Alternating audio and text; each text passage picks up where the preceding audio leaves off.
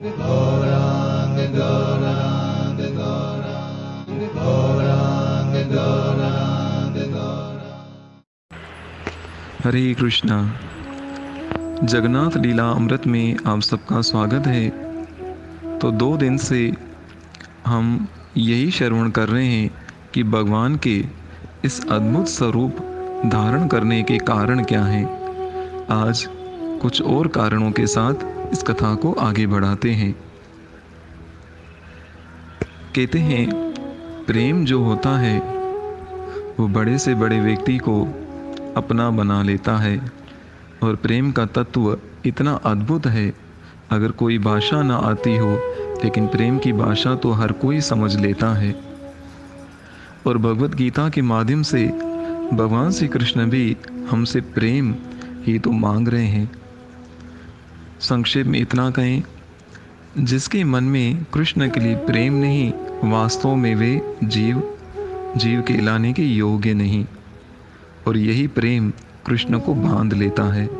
जिस प्रकार भक्त अपने प्रेम के वशीभूत करके भगवान को बांध लेते हैं। और प्रेम का एक तत्व है, कभी रूठना, कभी मनाना, कभी शिकवा करना और कभी उल्लाहना देना।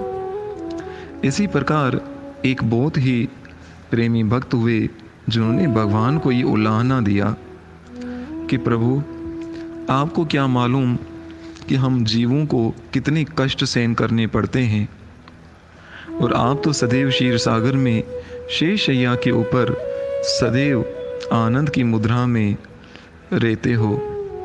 आप जीव बनकर देखो तो आपको मालूम पड़े।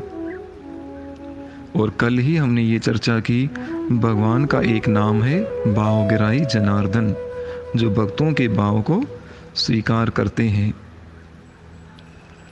बस फिर क्या था, भगवान ने जब उस भक्त का ये उल्लाहना सुना तो मन में ये विचार किया, अब मैं एक ऐसा स्वरूप धारण करूँगा जिसमें मनुष्य की तरह इन चारों प्रोसेस से मैं भी गुजरूँगा। मेरा भी जन्म होगा, मेरी भी मृत्यु होगी, मुझे भी बुढ़ापा होगा और मैं भी बीमार होऊंगा। और ये चारों प्रोसेस हमें देखने में आते हैं भगवान जगन्नाथ के इस अद्भुत स्वरूप में। क्योंकि रथ यात्रा से 15 दिन पहले भगवान जगन्नाथ की स्नान यात्रा होती है। और स्नान यात्रा के बाद 15 दिन तक भगवान जगन्नाथ को बंद करके रख दिया जाता है और उनका इलाज किया जाता है कई प्रकार की जड़ी बूटियों से, कई प्रकार के जूसेस से। और आप उन पुजारियों से पूछेंगे कि क्या हो रहा है, तो आपको पुजारी एक ही जवाब देंगे कि जगन्नाथ भगवान बीमार हो गए हैं, अब उनका इलाज चल रहा है। ये हो गया भगवान जगन्नाथ के बीमारी और बुढ़ापे का संकेत, जो हर मनुष्य को इन 2 प्रोसेस से गुजरना पड़ता है। बाकी रहा जन्म लेना, तो एक निश्चित समय पर, निश्चित काल में भगवान जगन्नाथ का कलेवर, उनका विग्रह परिवर्तन किया जाता है और नई मूर्तियों को स्थापन किया जाता है। तो नई विग्रह का आना, ये भगवान का जन्म लेने की लीला को स्वीकार करना है। और बाकी रही मृत्यु, तो जो जगन्नाथपुरी में सौभाग्य से दर्शन करने गए होंगे उन्हें मालूम होगा कि जगन्नाथपुरी के उस एरिए में ही एक शमशान भूमि है, जहाँ पर पहले के कलेवर, पहले के जगन्नाथ भगवान के विग्रहों को वहाँ पर दफन कर दिया जाता है, वहीं ज़मीन में गाड़ दिया जाता है। तो ये हो गया भगवान जगन्नाथ के उस मृत्यु के प्रोसेस का संकेत। और जब पहले वाले विग्रह वहाँ पर शमशान भूमि में दबा दिए जाते हैं, दफन कर दिए जाते हैं, फिर जब समय पर नए विग्रह उसी स्थान पर लाए जाते हैं तो वहाँ पर पहले के विग्रह नहीं होते, वहाँ मात्र पुष्प मिले होते हैं। तो ये एक भक्त का भाव था जिसको भगवान पूरा कर रहे हैं इस स्वरूप में, अर्थात जन्म, जरा, व्याधि और मृत्यु, इन चारों प्रोसेस से हर जीव को गुजरना पड़ता है। और इन चारों प्रोसेस से छूटने के लिए एक ही रास्ता है, वो है भगवान की शरण लेना। और जैसे जैसे हम भगवान के विषय में श्रवण करते जाते हैं, ऐसे ऐसे हमारे मन में भगवान के लिए प्रेम उत्पन्न होता जाता है।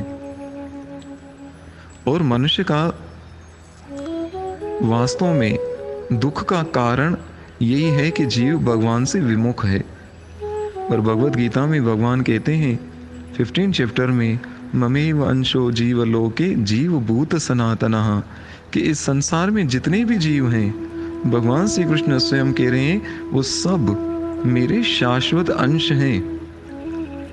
जब हम भगवान के शाश्वत अंश हैं तो उनसे अलग रहकर हम कभी सुखी नहीं रह सकते। जिस प्रकार फूल से उसकी सुगंध को अलग नहीं किया जा सकता, जिस प्रकार चंद्रमा को उसकी चांदनी से अलग नहीं किया जा सकता, जिस प्रकार जल से उसकी शीतलता को अलग नहीं किया जा सकता, इसी तरह जीव को भगवान से कभी अलग नहीं किया जा सकता।